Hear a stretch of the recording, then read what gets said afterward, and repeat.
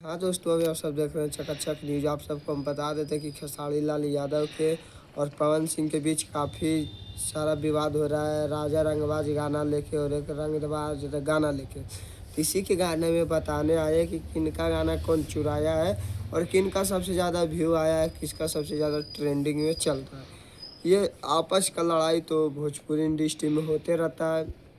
और बात करें गाने के तो गाने अभी तक पता नहीं चला है कि खेसारी लाल यादव चुराए कि पवन सिंह चुराए, क्योंकि सोशल मीडिया पर कोई भी कुछ बोल देता है कि खेसारी चुराए चाहे पवन चुराए। बाकी अभी तक फाइनली नहीं हुआ है। बस खेसारी लाल यादव इतना ही बोल दिए हैं कि मेरे बारे में फालतू मत बोलो, ये लाइव आके बोले हैं। इतना ही समझ जाओ कि खेसारी लाल यादव काफ़ी गुस्से में है।